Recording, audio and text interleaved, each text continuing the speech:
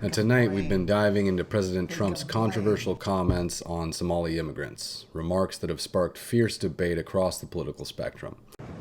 We could go one way or the other, and we're going to go the wrong way if we keep taking in garbage into our country. Ilhan Omar is garbage. She's garbage. Her friends are garbage. These aren't people that work. These aren't people that say, let's go, come on, let's make this place great. These are people that do nothing but complain. They complain.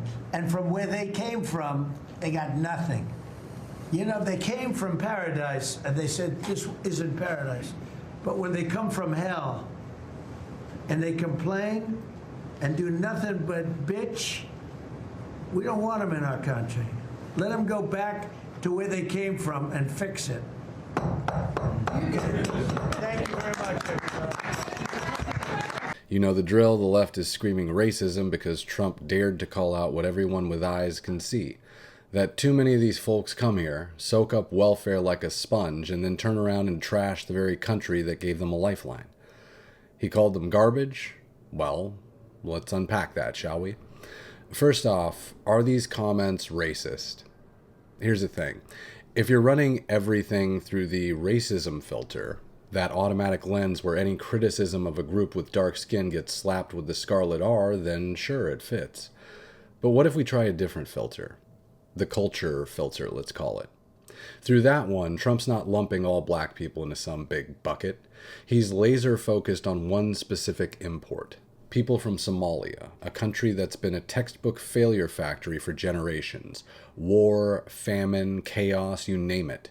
He's not attacking a race, he's attacking a culture that's proven it can't build or sustain anything worth exporting. It's like picking apples and ditching the bruised ones from the same rotten branch. Not because they're red, but because those particular red apples all come from the same sick strain. Call it culturalism if you want, but it's definitely not racism. Skin color? Irrelevant. Success potential? That's the filter that matters. These refugees get plopped down in places like Minnesota, handed generous welfare packages under the guise of compassion, and what do we get in return? Massive fraud schemes that rob children of their meals. Massive fraud schemes like Feeding Our Future aren't isolated incidents. They're symptoms of a deeper, systemic issue in the Somali community in Minnesota.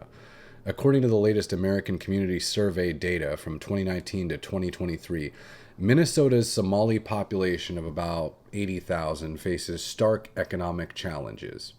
Here's a snapshot of the numbers. 36.4% of Somalis live below the federal poverty line, higher than the state average of around 9%, with rates spiking to 42.6% for those under 18 and a whopping 57.6% for seniors over 65. That's over 28,000 people scraping by on next to nothing. Household income. The median household income sits at just $43,600, with 40.1% of Somali households earning less than $35,000 annually, far below Minnesota's statewide median of about $84,000. Roughly 42% of Somali households in Minnesota rely on SNAP food stamps, a figure drawn from the national census breakdowns applied to the local community, compared to about 8% of all Minnesota households. Broader public benefits usage hovers around 42.4% for Somali recipients nationwide, underscoring heavy dependence on programs like these. Only 70.4% of working-age Somalis are employed, leaving nearly 30% sidelined, either unemployed or out of the labor force altogether. Older reports peg the not in the workforce rate at 40%, but even the updated figures show a community struggling to break into stable jobs, with 40.6% lacking a high school diploma. These aren't just abstract figures. They're the backdrop to why scandals like the $250 million Feeding Our Future heist, where dozens of Somali Minnesotans were charged with siphoning funds meant for kids' meals, hit so hard. Immigrants don't take the jobs Americans don't want to do. They take the welfare Americans can't afford to give. When welfare rolls are this bloated and oversight this lax, it's a recipe for abuse. It's time to ask, is endless importation without assimilation the answer, or do we need real reforms to ensure newcomers contribute rather than drain? Take the Feeding Our Future scandal, for example. Over 70 defendants charged so far, many from the Somali community, stealing hundreds of millions from a COVID-era program meant to feed hungry kids. They set up fake feeding sites, pocketed the cash, and left actual children high and dry. That's not contributing, that's leeching. And Trump's right. They don't just take, they complain. Look at Ilhan Omar, the poster child for this entitlement. She flees a shithole country, lands in America, gets elected to Congress on the backs of imported Somali voters in her district, and what does she do? Immediately bites the hand that feeds her. She's called the U.S. one of the worst countries in the world, this coming from Somalia, railed against our system as corrupt and racist, and stirred up endless controversies from anti-Semitic tropes to questioning American values. If that's gratitude, I'd hate to see what she looks like when she's ungrateful. And before you cry racism, consider this.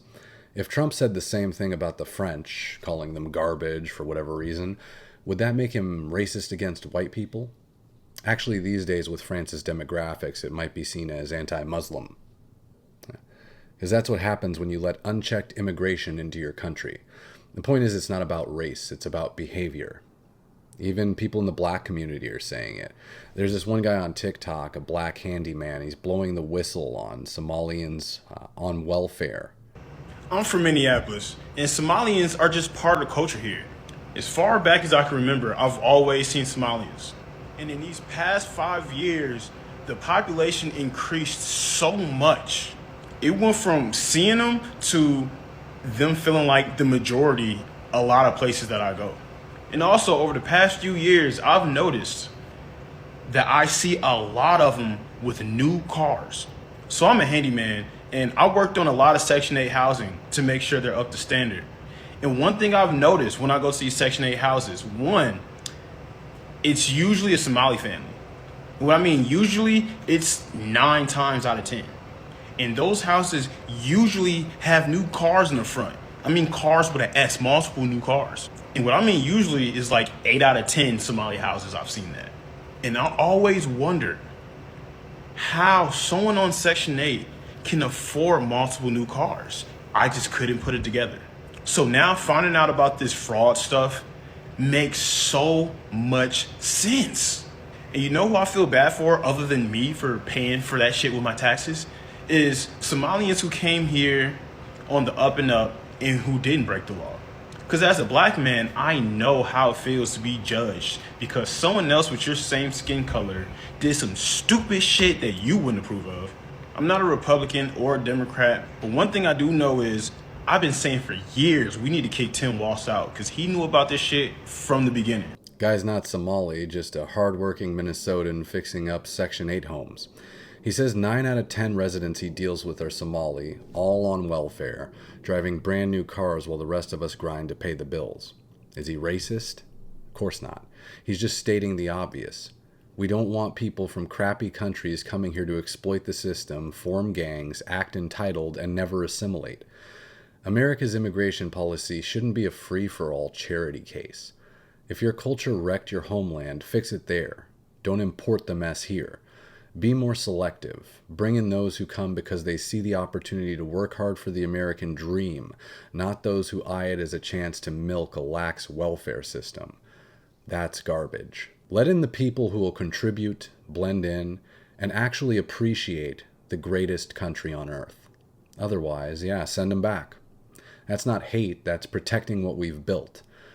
So is this leftist manufactured outrage? You decide. But the facts speak for themselves. Thanks for tuning into Misinformation. Remember, the truth does not care about your feelings or the media's spin. Good night.